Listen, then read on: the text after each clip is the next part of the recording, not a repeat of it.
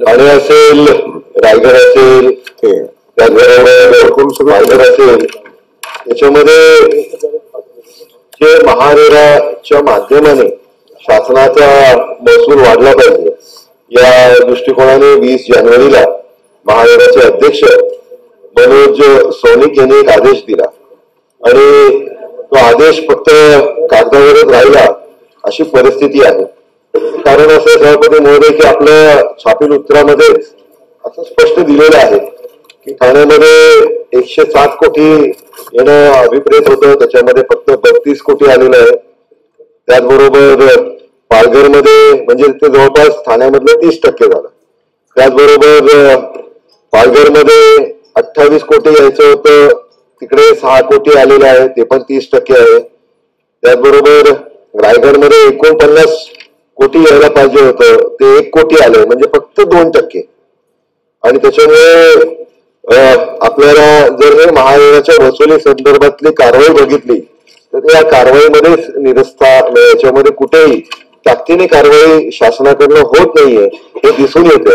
आणि त्याच्यामुळे हे जे पैसे आहेत ते शासनाचे पैसे आपण वसूल करण्यासाठी खर तर बिल्डर वेगवेगळ्या उपाययोजना करत असतात, त्याच्याही उत्तरामध्ये छापील उत्तरामध्ये दिलेले आहे आणि एक निश्चित मोडस ऑपरेंडी झालेली आहे.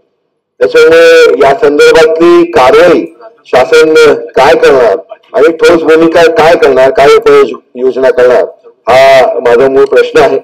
त्याचबरोबर सभापती महोदय, याच्यामध्ये महारेराच्या माध्यमाने खर तर सर्वसामान्यांना जे घर खरेदी करतात त्यांना कुठेतरी संरक्षण भेटलं पाहिजे, हा त्याच्या मागचा मूळ हेतू आहे. त्याच्यामुळेच यासाठी शासन ज्या सर्व सुनावणी आहेत या फास्ट ट्रॅकवर घेणार का? कारण बऱ्याचशा सुनावण्या या महिने लांबल्या जातात. तर या संदर्भातलं सर्वसामान्य व्यक्तीला जो पै आणि पै जमा करतो अध्यक्ष महोदय, तो त्याचं एक स्वप्नाचं घर निर्माण करण्यासाठी कुठेतरी काटकसर करत या सगळ्या गोष्टीचं नियोजन करत असतो. त्याला न्याय मिळवून देण्यासाठी शासन ज्या महारेराकडनं निर्णय ज्या ज्या केसेस आहेत या एक कालबद्ध पिरियड मध्ये या सगळ्या गोष्टी करणार का आणि ताबडतोब यांना न्याय देण्याच्या संदर्भातली भूमिका हे राज्य शासन करणार का? सभापती महोदय, हा माझा दुसरा प्रश्न होता. आणि तिसरा प्रश्न सभापती महोदय की जे बिल्डर महारेराचे खोटे आयडी क्रिएट करून ज्यांनी लोकांना फ्लॅट विकले, असं एक आपल्या समोर उदाहरण म्हणजे कल्याण डोंबिवलीमध्ये असे 65 प्रकरण आहेत आणि महानगरपालिकेच्या हद्दीमध्ये बांधकाम केले, महारेराचे खोटे आयडी क्रिएट केलेले आहे. असे करून त्यांनी जी लोकांना जवळजवळ 2840 सदनिका हे विकले. त्याच्यामुळे या रहिवाशांना, कारण बिल्डरवर आपण कारवाई केली, कोर्ट केस केलं, सगळं केलं, पण तो जामिनावर बाहेर पण आला, पण हे सदनिकादारांचा दोष काय? त्यांनी तर सगळं महारेराचा आयडी बघूनच खरेदी केली. तर अशा सदनिका धारकांना आपण राज्य शासन म्हणून दिलासा देणार का आणि दिलासा काय देणार याबद्दलची आम्हाला स्पष्टता या उत्तरामध्ये यावी. आणि सभापती महोदय, माननीय निरंजन डावखरेजींनी जो प्रश्न उपस्थित केला आहे हा अत्यंत महत्वाचा प्रश्न आहे. खर तर 2016 मध्ये रेरा आल्यानंतर बऱ्यापैकी सदनिकाधारकाची फसवणूक कमी झाली आहे.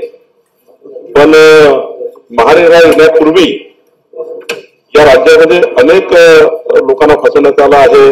अनेक बिल्डर्सनी सदनिकाधारकांना फसवलेलं आहे. आणि जर थोडासा याचा आढावा घेतला आपण, शासनाकडे जी माहिती आहे ती अशी आहे की 1124 महारेराची प्रकरणं या राज्यामध्ये आहे. 672 कोटी रक्कम त्यात गुंतलेली आहे आणि साधारण 182 प्रकरणात आम्ही निर्णय घेतलेला आहे. 137 कोटी वसुली झाले आहे. ते त्या ठिकाणी त्या आपल्या सदनिकाधारकांना ज्याची फसवणूक झाली त्यांना परतही केले आहे. परंतु याच्यामध्ये मी एवढं सांगेल की जे जुनी प्रकरणं आहेत, जे 1124 प्रकरणं आहेत, त्यांना 3 महिन्याच्या आतमध्ये आमचं संपूर्ण महसूल प्रशासन, जिल्हाधिकारी, आरडीसी असतील, कारण महारेरा हे प्रकरण आमच्याकडे पाठवतो महसूल विभागाला आणि महसूल विभाग आपली वसुली करतं.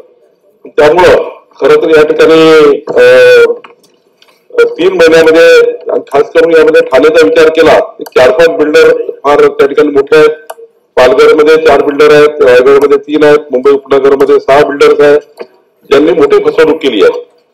तर यांच्याकडनं 3 महिन्याच्या आतमध्ये खरं तर या ठिकाणी काही प्रॉपर्टी आहे, काही प्रॉपर्टी नाही आहे, काही तर सातबारे नाही आहे, काही तर संधिकारी नाही आहे, विकून टाकलाय परस्पर. खरं तर यामध्ये ट्रिब्युनल आहे, ट्रिब्युनलमध्ये जाऊन ज्यांची फसवणूक झाली त्यांनी ट्रिब्युनलमध्ये अर्ज करावा लागतं, ट्रिब्युनल न्याय देतं. अनेक याच्यामध्ये बाबी आहेत.